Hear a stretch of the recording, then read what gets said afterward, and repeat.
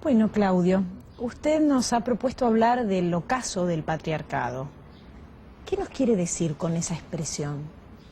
Bueno, antes de explicar ocaso del patriarcado, me concentro más bien en ocaso. Hace poco di una conferencia comencé en forma axiomática diciendo algo huele a podrido. Ya a comienzos del siglo XIX, no, del siglo XX, Spengler escribió un libro que se llamó Decadencia de Occidente, y en esa época todo el mundo creía en la evolución, tenía una visión darwiniana de la historia, todo es progreso y el futuro será mejor. Y yo diría que esa visión ahora se ha generalizado mucho. Hace poco apareció una obra de un historiador francés, Barsoun, y es la historia del Renacimiento hasta acá, hasta nuestros días, y lo llama del alba a la decadencia.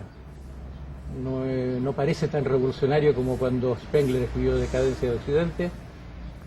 Y a mí en mi propia vida me ha tocado asistir en una escala más microscópica a un gran contraste entre los años 60 en que llegué a California, cuando California era la meca de la nueva era, como se llamaba, o la revolución de la conciencia, y parecía que se estuviera al borde de un mundo mucho mejor. Y diría que eso fue un veranito de San Juan, fue un momento asoleado de la historia, y con los 80 la curva de la historia entró en otro valle y todo el mundo se da cuenta de la enorme problemática en que estamos sumidos.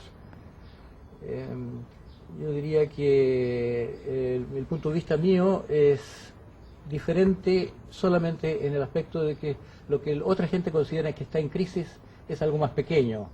La crisis de la era industrial, la crisis del mundo tecnológico, la crisis del capitalismo, en fin. Y todo eso es cierto, pero yo pienso que la crisis real es de algo mucho más antiguo. Es la civilización misma que entra en crisis. Una forma de vivir que nos ha acompañado casi desde siempre. Ahora, ¿esa no es una visión un poco pesimista? Yo diría que pensar que la civilización se acabe sería muy optimista, pero entiendo que la pregunta, eso de que si no es pesimista, pensar tan en grande, que se acabe una cosa tan arraigada, puede entrañar la idea de que las cosas no están tan mal. Y yo creo que tal vez estén peor que nunca, y objetivamente.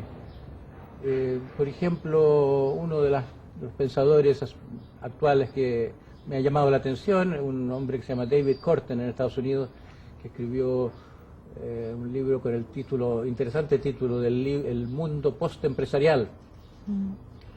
Él llama la atención como ahora que el poder pasa del mundo político al mundo de las transnacionales, solo interesa el dinero, y porque solamente interesa la competencia por mayores ganancias, es inevitable el ecocidio, no solo la destrucción del medio ambiente, sino la destrucción de los valores, la destrucción del sentido de comunidad, el sentido de familia, que hasta ahora ha movido gran parte de la vida humana, que esta perversión de los valores que trae consigo el dominio del dinero está realmente asolando la vida humana, destruyendo culturas, destruyendo tradiciones, de una forma que es sin precedentes. Y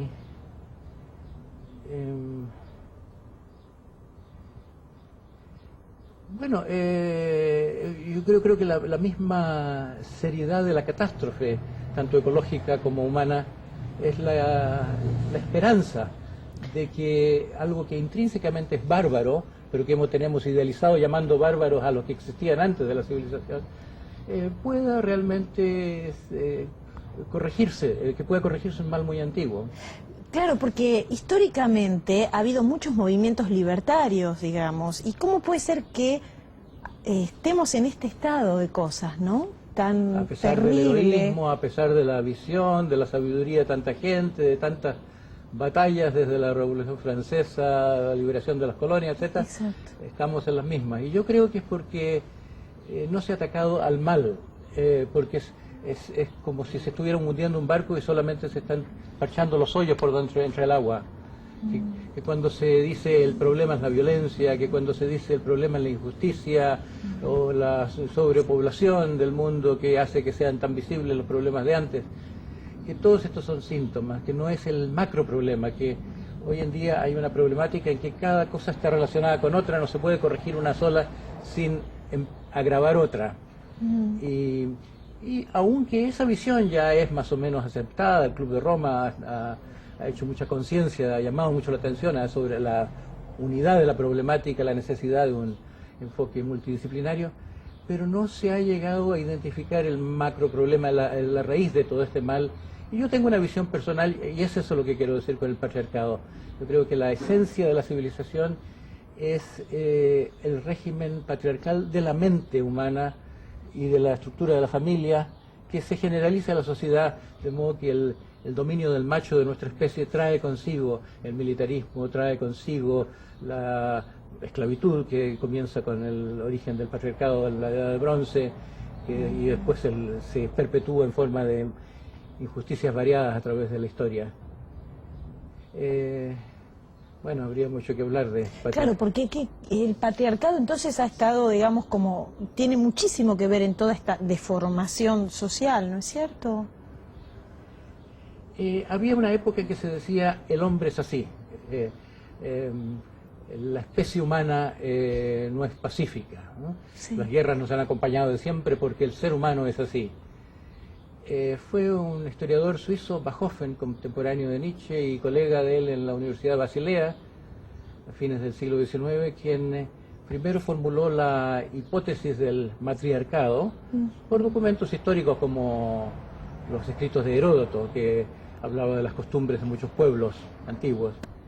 Y eso dio gran impulso a muchas cosas. En realidad la antropología casi surgió del estímulo de Bachofen, de la idea de comprobar que existen pueblos matriarcales. La antropología después se desinteresó en el tema porque lo que se encontró no eran exactamente pueblos matriarcales en el sentido de que dominen las mujeres en vez de dominar los hombres. No se encontraron tiranías femeninas. No es parte del mundo femenino, no es parte del carácter femenino dominar de esa manera. El poder femenino se expresa a través de lo que hoy en día se está llamando matrístico, más que matriarcal. No es el gobierno de la mujer, sino que dominio de los valores femeninos, y eso tiene que ver más bien con los lazos interpersonales, con el espíritu tribal. Hoy en día el mundo es jerárquico, de arriba abajo, un mando de arriba abajo. Ese es el mundo patriarcal. Claro. El mundo matriarcal es el mundo de... exagerando se diría tiranía de grupo. El comunismo primitivo, que como Engels lo llamaba, es eso, es el dominio del grupo sobre el individuo en vez de ser el dominio del experto. Más horizontal, de alguna manera. Ajá. Y esa idea del patriarcado se tomó en el feminismo primero como una idea liberadora de la mujer en el mundo del trabajo, en el mundo de las oportunidades, como un caso más de discriminación. Pero yo pienso que la importancia verdadera de darse cuenta de que existe un régimen patriarcal es no más allá de la política de los sexos, el darse cuenta que no nos conviene a nadie, ni a los hombres tampoco, un régimen en que la parte padre de nuestra naturaleza individual, cada uno de nosotros tiene padre, madre, hijo, no solo en su familia, sino que en su mente.